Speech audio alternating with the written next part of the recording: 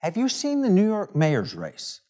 The city that was once run by Rudy Giuliani is on the verge of electing its first outright socialist, who has dreams of seizing the means of production, having state-run grocery stores, and reinstituting dramatic rent controls. He looks and he sounds like a communist, and he's winning. And the scariest part is he's winning primarily because of young voters embracing socialism. According to recent reports, Zoran Mamdani, the Democrat nominee for mayor of New York City, receives strong support from younger voters. Specifically, voters under 35 overwhelmingly support Mamdani. Age 35 to 54, yeah, they support him by a plurality, but not a majority. Age 55 and older, those who remember communism, they actually favor Andrew Cuomo over Mamdani, who has a minority support. This generational divide in support is notable, it's emblematic, and it's in the New York mayor's race. Join me in the Economic War Room, where we'll ask conservative leader Ryan Helfenbein to dissect Mamdani's appeal to young people and see how we can turn the tide back to truth, justice, and the American way.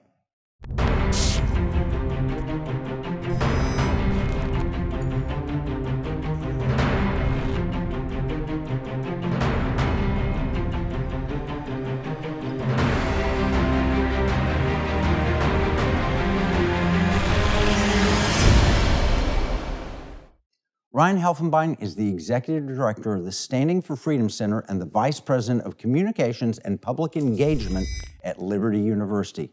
Ryan hosts Give Me Liberty weekly. It's a podcast. He's also a weekly contributor on In Focus with Allison Steinberg. He's a long-term friend. He's full of political and biblical wisdom. Welcome, Ryan, to the Economic War Room. Hey, it's great to be on with you, Kevin. Thanks for having me. Wow, what an intro. We're so glad that you're here at Liberty Hawk Ranch. It is wonderful to be in my home state of Texas. I love coming home every single time, and I'm going to get brisket before I leave. All right, welcome home. Hey, I've got an overarching question. Young people, they're embracing socialism. I thought it was maybe a fad, but now you look at the New York polls, and it's obvious that they're not just talking about it, that's actually what they're planning on doing, is voting in likely a communist as the New York mayor. Why? I think it has to do with grievances. This is an issue where socialism doesn't thrive on economic theory. If it did, it would lose every time. And the problem is that young people cannot be won by theories and abstractions. At the end of the day, it's miseries, it's multiplied miseries and grievances. They don't have enough ownership stake in the country they live in. That is the biggest problem. So when you see young people that are griping about socialism, they're griping about rent prices or the price of groceries or the price of the swipe to go get their $8 coffee, that's the reason socialism's thriving. It's thriving in that vacuum. Their personal economics aren't working for them. So here at Cato Institute and YouGov did a survey, and they said 62% of Americans aged 18 to 29 say they hold a favorable view of socialism. 34% say the same thing about communism. And communism caused 100 million deaths in the last century, and yet they're not aware of that. I mean, you grew up in a time where socialism bad, right? And you knew that we'd won the Cold War and everything else. Yeah. But the young people that you see on campus, maybe not at Liberty, but just in general on campus today, they don't feel socialism bad. Right. I grew up in the era where the golden arches of McDonald's were in Beijing and they were in Moscow because America had won. Not only, the free enterprise system had won. And so, when you think about what happened at the fall of the Soviet Union, all of a sudden America was triumphant, but I think that led to complacency. And what's happened is we've seen a steady decline of economic opportunity for people here in the United States. All the reasons why Trump is pushing these policies on tariffs, on border security, and on trying to repatriate, economic investment internationally to bring it back to the United States. Well, it's scary because a third of Americans under the age of 30 say they like communism. This is the Cato policy study. And even the ones who say they like socialism probably don't understand what Vladimir Lenin said, which the goal of socialism is communism. Yeah. That's the whole point of it, without private property. So I ask the question, whose fault is that? And then, I point the finger somewhere else and the fingers are pointing back at me, as Grandma used to tell me, because President Reagan, he told us, he said, freedom is never more than one generation away from extinction.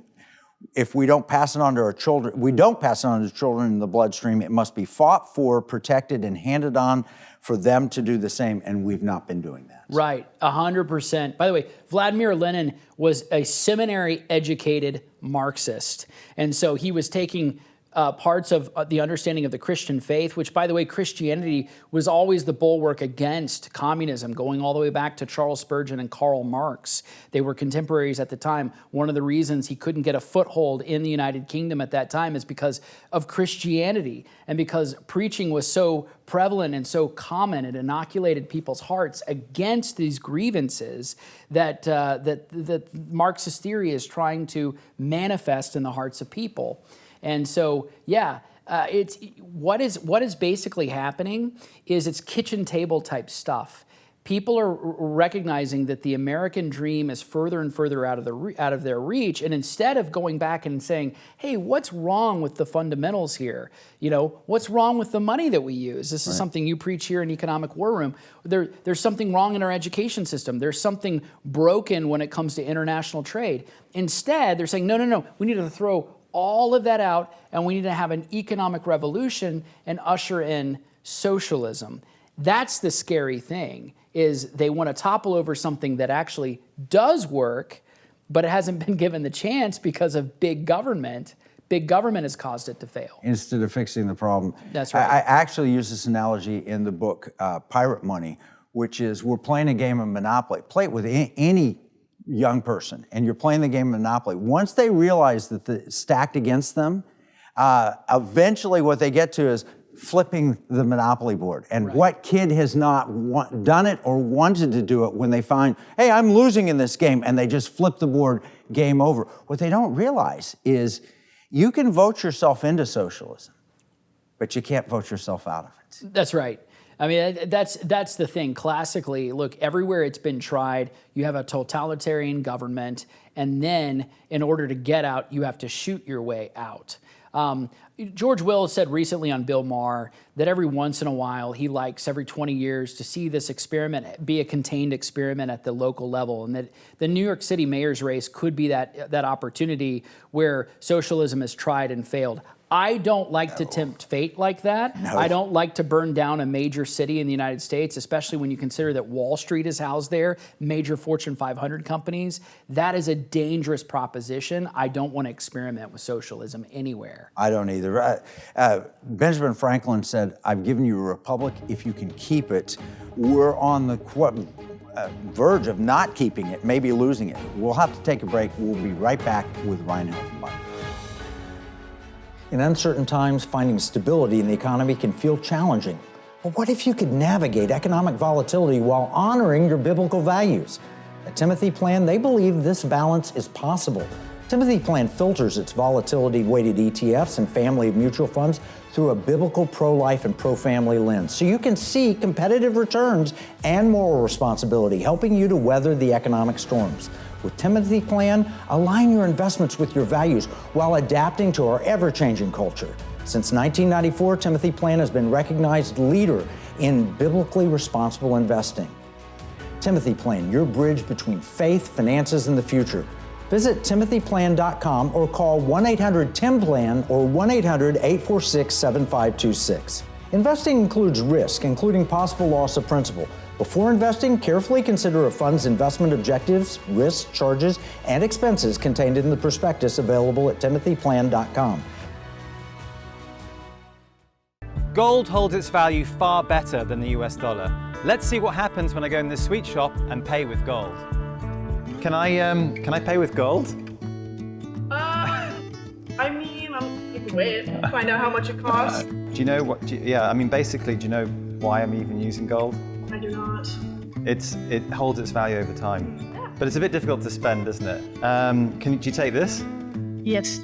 That's MasterCard. Yeah, but this is. I'm actually going to pay with gold, believe it or not. Using this. That's my MasterCard, and it's linked to my gold wallet.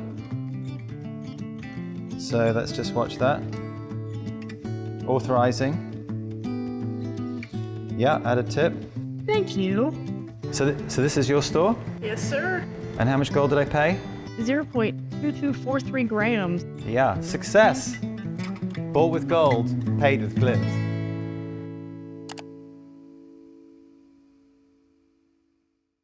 We're speaking with Ryan Helfenbein. He's from Liberty University. He studied intensely economics, religion, Christianity. He understands theology and so many different things. But he also understands young people. He sees them on campus every day, and he goes around the country talking to young people. What do young people really want? What is it that they'd like to have? So it's interesting. I get to study the antithesis. So what most people are seeing is the thesis around the country, where you're seeing young people that are disengaged, young people that are lonely, young people that are depressed, young people that are even suicidal. What I'm seeing is the antithesis, because I'm at a Christian university where the vast majority of the students that I see are actually those who have hope because they put their faith and trust in Jesus Christ. What do young people want? They want to be a part of something significant. They want community. They want to have a life full of meaning and purpose. It's not just about monetary success. It's about giving yourself to a cause that actually matters. And I'll tell you, that's young people on the left and young people on the right. It's human. Of them, yes, they want a noble purpose. That's what they want. So, which would help them better achieve it? From your perspective, you've lived a while and you've seen both. I've been rich, I've been poor. Rich is better. I've seen communism, I've seen capitalism. Which will help them achieve that meaning? Nothing has done more to multiply human flourishing than the free market, free enterprise system, based on a form of democratic capitalism. I'm tapping into the Michael Novak definition going back to the 1980s, democratic capitalism. But on the contrary, on the opposite of that, nothing has multiplied more misery than socialism. It is a guaranteed to fail system. Now, speaking as a Christian, essentially, Satan, when he's speaking to people, he says, come with me, you'll have all of this wonderful stuff, and you'll end up in hell. And that is, I believe, kind of a mirror of what communism provides. Free markets say it's going to be hard, and you're going to have to do the right thing, and it's going to be tough. But in the end, you'll end up in heaven. Mm-hmm. And I think, a tiny fraction of that is free market capitalism, especially when we talk about God's way of doing it. Mm-hmm. All right, here's Turning Point USA put out, the modern socialist takes an Uber to the Starbucks where they post on social media from an iPhone so they can complain about capitalism. Meaning or materialism? What's going on? So it is all materialism. This is, by the way, there was a famous preacher many years ago, Dr. Adrian Rogers, used to say the problem in capitalism and the problem even in communism, socialism, is that it's all based on materialism. And so it is ironic because the material goods that people consume every day, they don't recognize what it took. You think about Adam Smith's pencil, right? What it took to create that iPhone, what it took to create that business Starbucks, right? They have no idea the capital investment that goes into that and the whole entire process. So people are taking that for granted. What they don't understand is that if you were to upend it all of a sudden, everything becomes flattened, right? And equality is really about equal miseries, as Winston Churchill said. Socialism is all about equal distribution of human pain, suffering, and misery. Well, socialism does work, though. I'll have a slight, it's not even a disagreement. It does work. It works for a limited time among people who love each other. Right. And that's a family. Sure. And your job, you're the socialist dictator of your family. You love your kids, and you and your wife have to make the decisions for them. And they need much more. You have to provide for them according to your abilities, to them according to their needs. Sure. Limited time among people who love each other. It doesn't work for the long run. And they found that, the Pilgrims found that out, and they found that out everywhere it's tried. But people say, but I want to be different. And I remember this when I was in college. The whole push was, I'm going to be different, I'm going to be a communist, and that makes me on the cutting edge and avant-garde and all of that. And it reminds me of that Monty Python Life of Brian sketch, which I know you haven't seen. You're a good Christian man. You haven't seen it. That was the sacrilege movie of the day, blasphemous and all of that. But I admit I've seen it. And Brian is seen to be a savior figure. He's not, and he admits he's not. And there's a real Jesus figure at the time, but the world tends to follow him because he's accidentally giving them what they want. So he stands up and he says, I've had enough of this. Stop following me. Be individuals. We're all individuals here. And the entire mob crowd says, yes, yes, we are. And they say it in unison. Yes, we're individuals. Yes, we're individuals. And one lone voice says, I'm not, right. Which is extraordinarily ironic. All right, here's the other thing. It's a meme, but Pete Hegseth, our current Secretary of Defense, Pete. Yep. on Fox and Friends is doing, and I saw this on Campus Reform. There's a little video where he sends out a reporter and he talks to students who are socialists on campus. And the microphone goes in their face. Do you believe in socialism? Yes, I'm a socialist. Hey, that's great. You're very smart. What's your GPA? I've got a 3.6. Hey, I've got a good idea. What does he say? Yeah, distribute the GPA among your peers, right? No, I worked hard for that, Yeah. of course, is the answer. Yeah, that's right. All right, so we're dealing with indoctrination, unfortunately, and not at Liberty, but in a lot of schools. My professors at the University of Tulsa in the 70s were admitted Marxists. Yeah. And stuff. So here's a book. I don't know if you've seen this. I want to introduce you to The Naked Communist. Written by Cleon Skousen. It was written in 1958. And in it, he's got 45 goals of Communist Party USA. It was published in the Congressional Record. It's documented in 1963. Number 17 goal, get control of the schools. Use them as transmission belts for socialism and current communist propaganda. Soften the curriculum. Get control of teachers' associations. Put the party line in textbooks. Have they done it? Oh, well, I would say absolutely. The long march for the institutions has been their goal and their prize, and they've succeeded largely, yeah. And it's been over the last, 67 years. Mm-hmm. It got accelerated when Jimmy Carter nationalized education under the Department of Education. And it's been continuing since. Gain control of all student newspapers. Number 18, use student riots. We're not at Liberty, but we've seen riots on student campuses protesting Israel and free market capitalism. Infiltrate the press. Number 20, get control of book review assignments. Number 21, gain control of key positions in radio, TV, and motion pictures. Number 22, continue discrediting American culture by degrading all forms of artistic expression. An American communist cell was told to eliminate all good sculpture from parks and buildings, substitute shapeless, awkward, and meaningless forms. You see that on college campuses. Not at Liberty, though. I see a lot of beauty on the Liberty campuses. Yes. It goes on, break down cultural standards of morality by promoting pornography and obscenity in books, magazines, motion pictures, radio, and that was 1958. Present homosexuality, degeneracy, and promiscuity as normal, natural, and healthy. 1958. Here's one I'll talk about after the break. Infiltrate the churches and replace revealed religion with social religion and discredit the Bible. All right, we're talking with Ryan Helfenbein. We'll take a break. We'll be right back. Communism is running rampant. How do we stop it?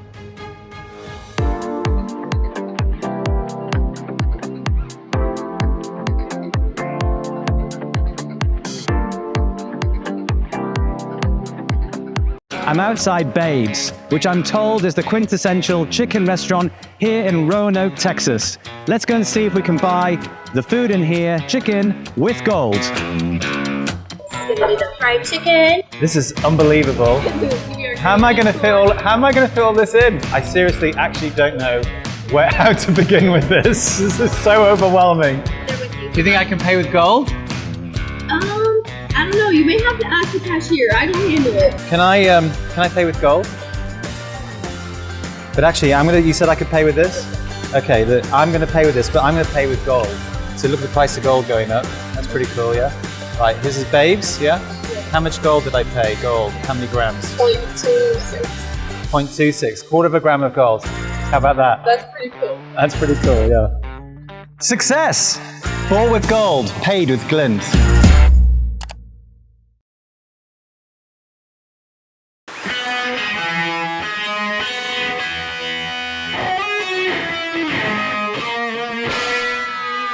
Somewhere a perversion has taken place. Our natural unalienable rights are now considered to be a dispensation of government, and freedom has never been so fragile, so close to slipping from our grasp as it is at this moment.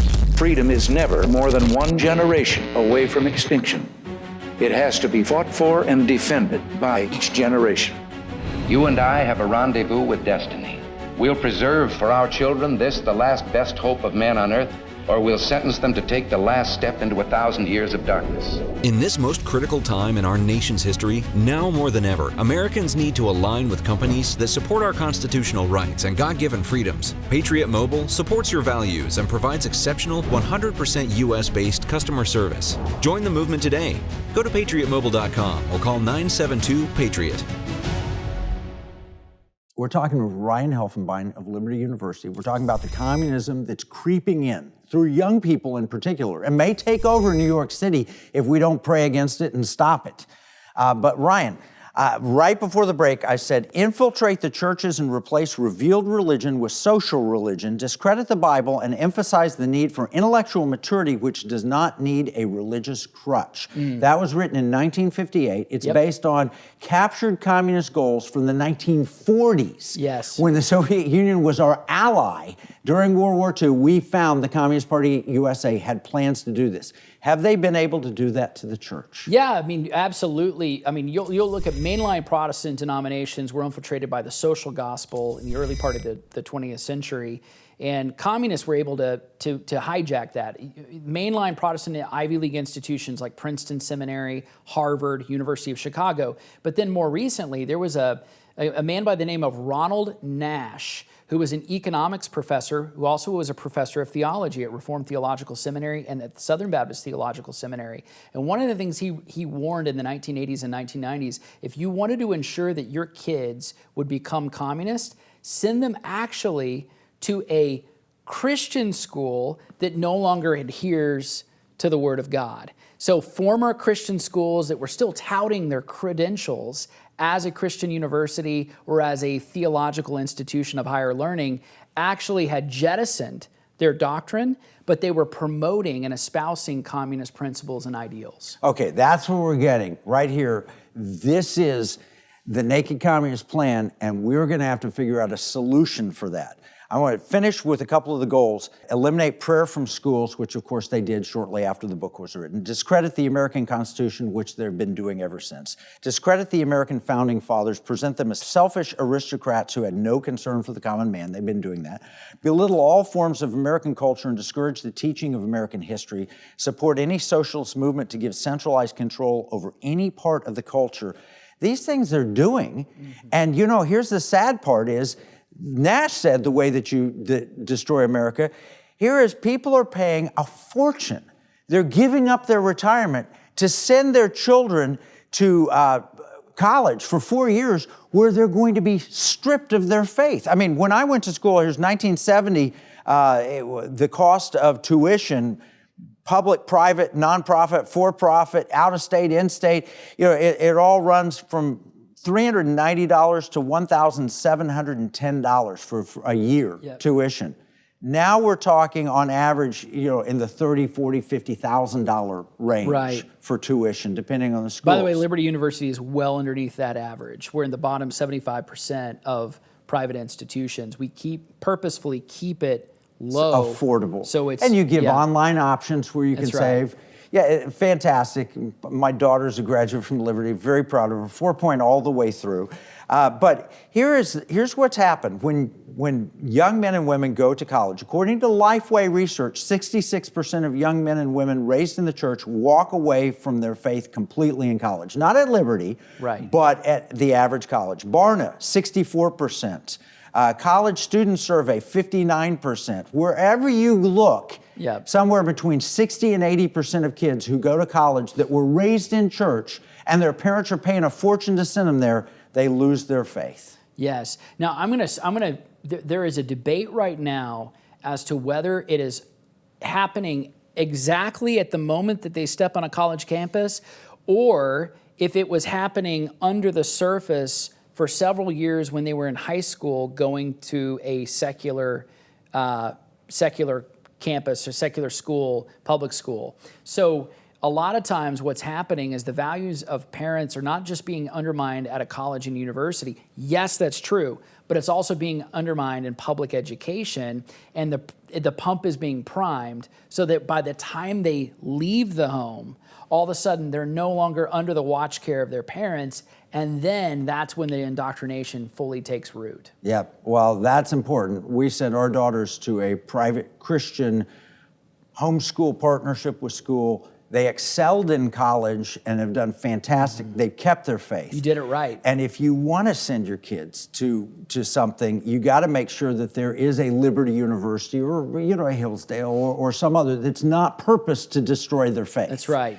All right, so let's talk about the solutions. What's the role of Liberty and the Standing for Freedom Center? How does that arrest that problem? We've got a couple of minutes left. Yeah, so since 1971, Liberty University has been training champions for Christ. And one of the things is we don't defeat communism strictly by giving them the other alternative, which is capitalism, but something even greater than that. You can't fight materialism with materialism. You fight it with godliness.